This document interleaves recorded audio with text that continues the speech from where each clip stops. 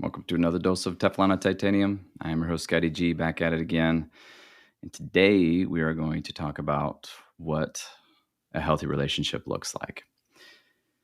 It's a very common story in coaching. Most of the people that come to me or they come to the relationship sphere typically don't really understand what a healthy relationship looks like in the first place. Either they grew up in a troubled home, they didn't have good role models, broken homes. It's a very, very common story when you talk to these people. So let's talk about what a healthy relationship looks like if you've never seen it before. Maybe you think you saw it with your parents. Most of the time, you have a tendency to put your parents up on a pedestal and you don't really see their flaws for what they are until later down the road when you become an adult yourself. Maybe you see the flaws that they had. Most of the time, the people that I talk to never really had a good representation of what a healthy relationship looks like. So that's what I want to talk about. And most of the time, it does revolve around the fact that they didn't have a good father figure. And that goes for women and men. Either the father was passive, perhaps he was absent, just avoided the family, or he was an asshole dictator. All of those things apply. Maybe the guy was doing the best he could, but a lot of times the people that come to us for advice, typically that's a very, very common story that I hear. So I can identify 5 different aspects of healthy relationships. I will go through them individually, but most likely in the future, I'll do a separate podcast on each one of these because there's so much involved with each of these topics. But I'm just going to glance over a couple of them. So, number 1, polarization. The yin and the yang, masculine and the feminine. Without polarization, you don't have attraction, period. If a man abdicates his role as the masculine leader, the woman will be forced to be more masculine to compensate for his lack of leadership. Attraction will suffer when that happens. It's very, very, very common for people in cohabitating relationships or long term relationships to just get complacent. The guy will just abdicate his role as the leader. Maybe his wife's a little bit prickly. She nags at him and he abdicates his role as the leader. And that's when chaos will ensue. It's a very, very common problem. So you need to have the polarization. So the man needs to embrace his masculinity, and the woman should embrace more of a feminine role. I understand that this may be abrasive to some of you listening, but that's usually the case when it comes to losing desire, losing attraction. These things happen. And it's a very, very common theme from the people that I talk to. I've talked to hundreds of people, thousands of people online. It's a very, very common problem. So that's number 1. Number 2 is teamwork. Healthy relationships typically have teamwork in place. So men should embrace the traditional masculine roles around the house, but also that this should help out when needed. Basically, that means the outside work, the traditional masculine roles around the house, fixing things, doing the yard work. Like I said, it might sound a little abrasive to some. Can women do these roles? Absolutely. Perhaps resentment will build in those women if they feel that they have to do those when the man is abdicating their role. Plain and simple. So the same goes for women and the feminine roles. Okay, the traditional feminine roles. Am I saying that you need to be barefoot and pregnant in the kitchen? No, I'm not saying that. I'm a medical professional. My wife is a medical professional as well, but she has no problem embracing her femininity around me when I bring my masculine leadership. If I'm tired, if I'm abdicating my role, she's going to be forced to make the decisions, and that's she's not going to like me very much at that point. So, very common. It's a huge, huge issue for many people. You need to act as a team. Help each other. It's about the team. It's not about the individual. So What happens a lot of times when this is going awry is when you start keeping score. That's when things go south. I did this, so you should do this. And the game is I'm winning this game now.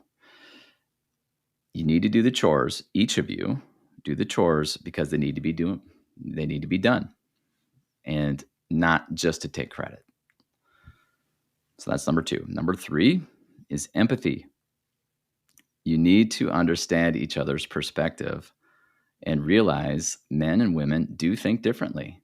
We do think differently.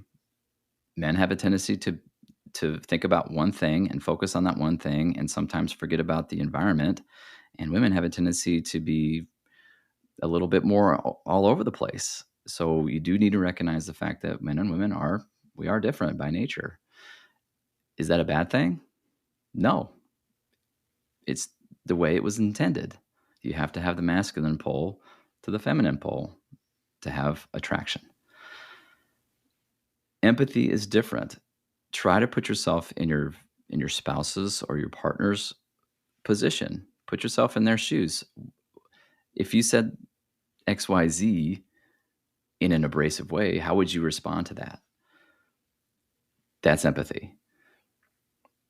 Like I said, I could go through these individual traits in a completely different podcast. So I don't, in the interest of time, I don't want to do that.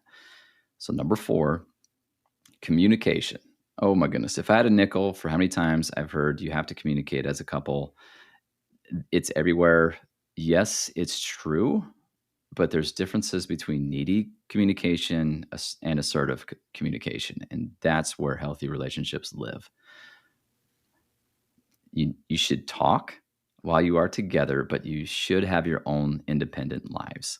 You don't need to rely on each other. Independence is the key. That's what you need in a healthy relationship. 2 individual people that meet together and they create a relationship where both of the people benefit. That's opposite from codependency. Codependency is where that's where communication just breaks down. You're texting each other constantly questioning each other's motives, wondering where each other are. All of these things matter. Independence is the key. So embracing conflict when things are bugging you. It's critical. Conflict avoidance is one of the most common traits I see in people that I coach. When it comes to conflict, John Gottman, in his famous work, came up with the golden relationship rule. It's a 5-to-1 ratio. You have to have 5 positive interactions to 1 negative interaction to make things work, generally speaking. If you have too much conflict, it's going to be a 1-to-1 ratio, and the relationship will suffer and most likely end. If you have not enough conflict, which is a 15-to-1 ratio, you're not going to grow as a couple, and most likely you're going to grow apart from each other. So conflict is critical. That's how individuals grow together. Soulmates don't exist. You can mold your spouse into something that you want to a point, but you can't change them. People only change when they want to change. And expressing healthy boundaries, that's part of communication. It's a huge deal. Do you tell your woman you don't want to go shopping? Or are you busy enough to do your own thing while she goes out and shops? Don't be that guy where your wife or your girlfriend asks you to go to the mall with her when you don't want to be there. Don't be the guy that's sulking in the corner, bitching about being at the mall while she's trying to enjoy herself. She may enjoy shopping. That's a common thing. Am I generalizing? Maybe. But don't be the guy in the corner that's just slumped over and can we go yet type of thing. That's, if you've got something to do, do it. Just tell her, I don't want to go. I'm going to do my own thing. And she'll be great. Sounds good. I'll meet you at 5. All right. So that's number 4. Communication is critical. Absolutely. But healthy communication is key. And number 5, sex. The 3-letter word. Sex. Generally speaking, once a week on average is the benchmark for healthy relationships. The studies are all over the place, but generally speaking, once a week is an accepted average. Depends on the age, depends on a lot of factors, but once a week is very, very common in literature. Twice a week is considered in the top 20% of couples, but generally speaking, I will say out of all of the people that I talk to, a lot of the literature I've read, 2 to 3 times a week is where the very happy couples live. That's where people are very, very happy, they're very connected. That's where they wanna be typically. A couple times a week usually does the trick. Typically, that's where very, very healthy relationships live. Once a week is great. Maybe there's room for improvement at that point, but if it's less than once a week, that's a little bit more of a danger zone, in my opinion. Like I said, depends on the age, depends on your kids. A lot of different factors go into sex. There are different types of sex I'll outline in a future podcast. Okay. Everyone has different tastes. Healthy couples understand each other's wants and needs, and they can communicate those wants and needs, but they don't shame they don't shame their partner for it. It's absolutely critical. Embrace responsive desire. If you don't know what responsive desire is, it's when a man or a woman, it's more associated with women in monogamy and long-term monogamy, where if she's not turned on, she can get there, but you have to create the environment for her to relax, get in the mood, and eventually she'll enjoy herself. That's a very, very common thing in long term monogamy. It just happens with women. Men have testosterone, so we can compensate for that. Embrace responsive desire. It exists. And ladies, if you're listening, give it some time. Warm yourself up. It's Sex is not a bad thing. Sex is the glue in the relationship. That's how you connect physically. And that's really what makes your partner your partner. The difference between friends and a spouse is physical intimacy, period. That's the difference. So embrace it. And married couples actually have a higher sex frequency than unmarried couples until around age 35 to 55. Why? Why is that? If that surprises you, you can actually look up those statistics. Married people have more sex when they're younger, up until age 35 to 55. Why is that? Kids. It is the most common thing that will cool down a bedroom. Kids, it absolutely it's a huge change in your life when you have children. Period. It's natural during the child rearing stage for sex to drop down a bit, but it's not natural to go completely away. So there's your critical mark. Happy relationships typically live at 1 to 3 times a week. It is very, very important to be physical with your partner, period. That's where healthy relationships are. So that's the 5 traits. Now, what does a typical day look like when it comes to healthy couples, healthy cohabitating couples? So let's go through that. Let's go through a typical day. And basically, everybody's different, but this just to give you a nice idea what it looks like based on my experience, based on what works, based on 20 years of marriage. Uh, Everybody's different, but there's certain traits that should be there, and let's go through them one by one. So you wake up together, you greet each other, preferably with a kiss or a hug or some sort of physical affection. You work as a team to get the kids ready and get the family on track for the day. You have a happy send off. Simple ways will do: a little hug, a little kiss, have a great day, and off you go. You go to work, you get things done independently. You have your own lives. She goes one way, you go another way, vice versa. If you work together, it still applies. You need to have your space. You need to have independence to function as a healthy couple. Working together, working from home, it makes it more difficult, but it can be done and it should be done. If you're business partners, you work as a team, not against each other. You're not scorekeeping against each other. You're not trying to outdo the other one. You're trying to mesh together to create a better whole.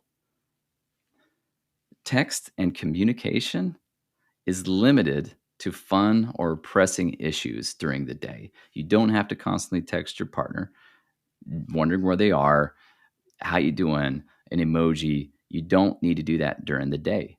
Have your own life. She needs to miss you. He needs to miss you.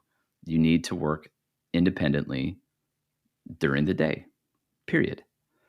Or a simple thinking about you, babe, quote unquote. That's all you need. Thinking about you. That's all you need. Then you come home in an efficient manner and don't intentionally try to avoid each other. That's a very, very common thing, especially for workaholics.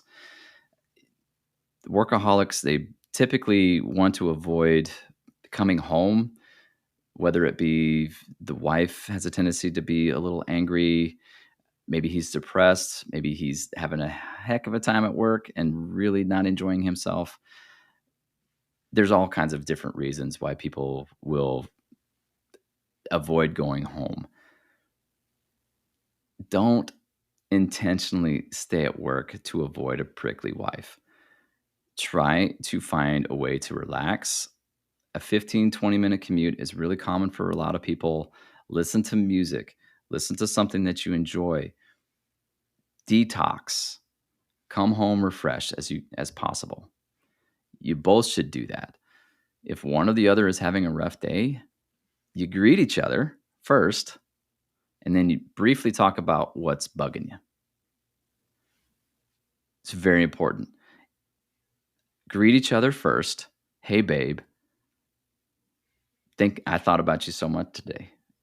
Say something that's positive so you can start off the night on a positive note.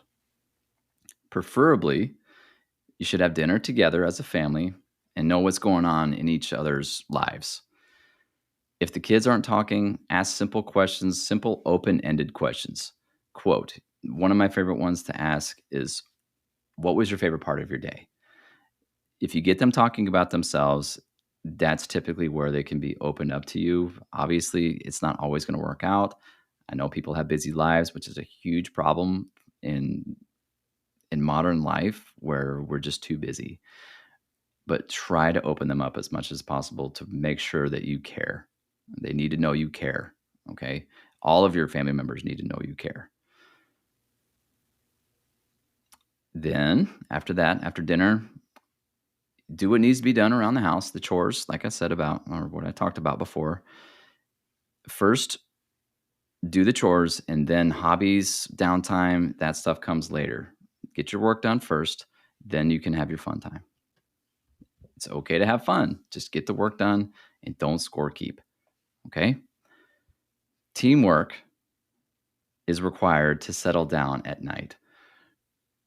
Usually, it typically revolves around a certain sequence of events, a pattern.